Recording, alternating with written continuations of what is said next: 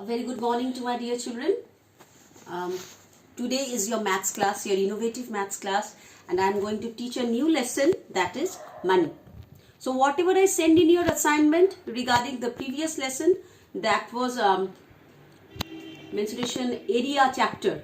So perimeter you are going to have for your syllabus, not the area part. Area part, the square you are having.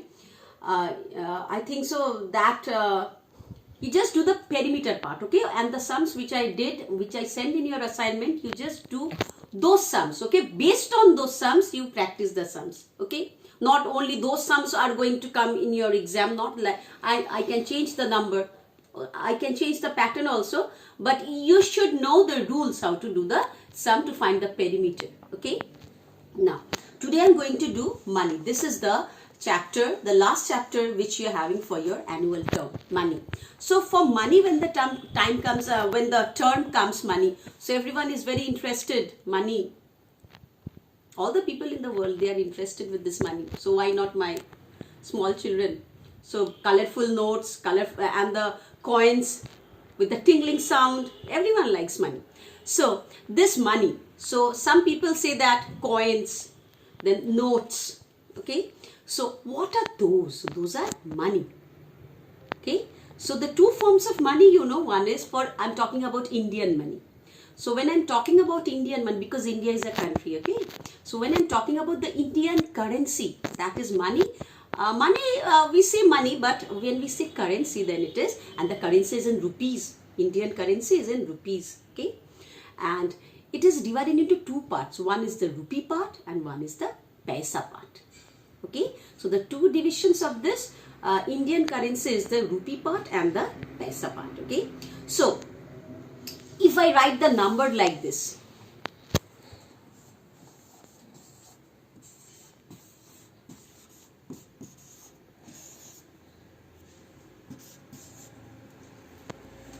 this RS stands for rupees and P stands for paisa. Okay, now you just keep in mind, you will just count these two parts from the left hand side, and you put a point over here, the decimal over here. So it is rupees 498 and 56 is the paisa. Okay, so only the two countings you will do from the left hand side, and you give a point over there. So the 2 house stands for the paisa part, and whatever numbers it may exceed, okay, it may go on increasing. Those are all the rupees part. Only the last two parts are the paisa part. Only keep this in mind. Okay. Now, in yours it is telling to convert into paisa. So convert into paisa. It's given over here 42.50 rupees. Okay. You have to make the whole things into paisa.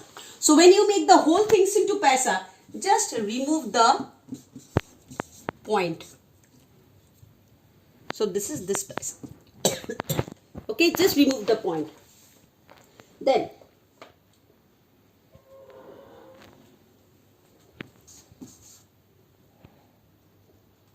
₹24 excuse me, rupees 24. This, what you will do? 2400. Okay, it's given over here. So just put out this. It is 2400 paisa. Means you have to multiply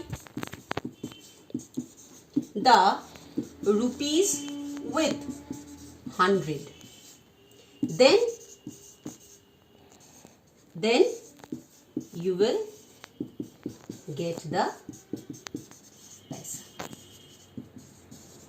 Okay, so you have to multiply it with 100, and when you multiply with 100, then this one stands for the hundreds place, and this for the tens place, this for the ones place. Automatically the points goes off. Okay, so this is how you have to convert into, paisa. Now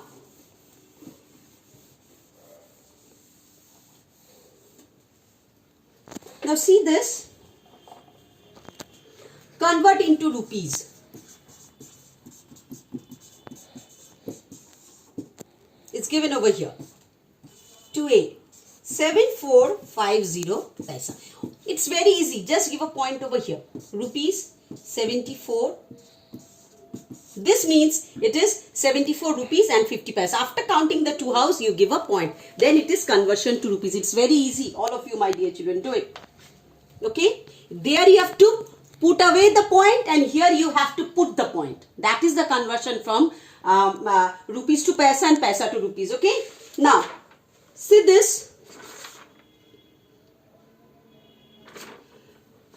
This addition and subtraction, the same thing you just see over here.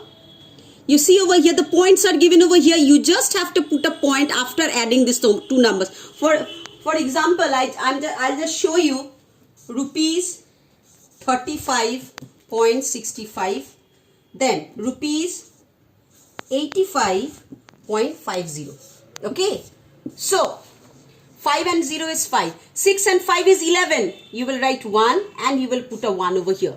Then 5 and 5, 10 and 1 is 11. Again, put a 1.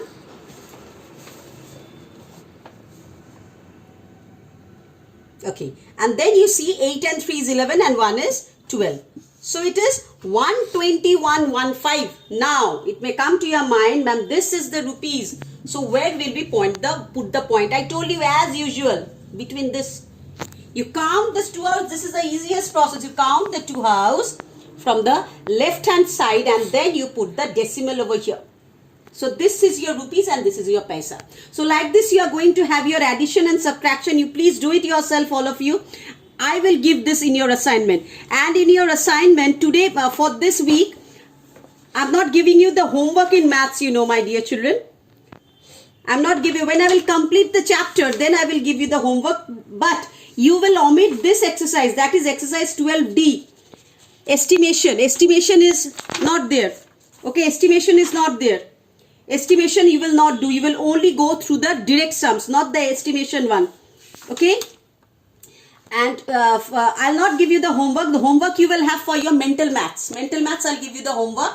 But you practice the sums in your house. I'll give it to you in your assignment in your next class. And based on that, I'll give you the homework. Okay, when I'll complete the chapter. Okay, then I'll give you the homework and you can do it, because the word problem sums, until and unless I give you the word problem sums, the statement of the word problem sums, it is very difficult for some of my children to do the sums for that reason. Now, you can do this exercise for your homework, that is 12A.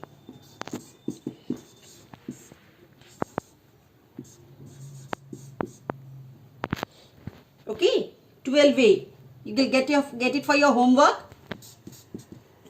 This is page number 167. Okay, this you can do this for your homework. 12A, page 167. This portion you are going to have for your homework. Convert into paisa, convert into rupees, and find the total amount. 2000 plus 500 plus 50. Okay, this you can do. Okay, this sums you can do in your copy. You can do it in your homework copy and you can submit it in the school, okay, on this coming Saturday. Okay, you can do it. Do this sum, okay? And mental maths, I'm telling you, most of my children who are doing this mistake, mental maths, you will do in your mental maths book, and that you will not submit in the school, nor you will do the mental maths in the copy. You will do the mental maths in your mental maths book. I will send you the assignment, you will check it from there. No need to send it to school no need to send the mental maths book to school, or you will not do it in the copy. Okay, when I will give the mental maths for your revision work, then you will do it in your maths copy. Okay, my dear children, because if you submit the mental maths book, then you can't do the homework. For that reason, you will not do it. Okay, my dear children. So, no need to submit the mental maths. Whatever you will do with your innovative maths. And are you all learning the tables? All of you all? I think so, yes. All of you, please learn the tables, because in your exam, you will get the tables. Okay. So, bye-bye. We will meet in the next class and be prepared for your mental maths.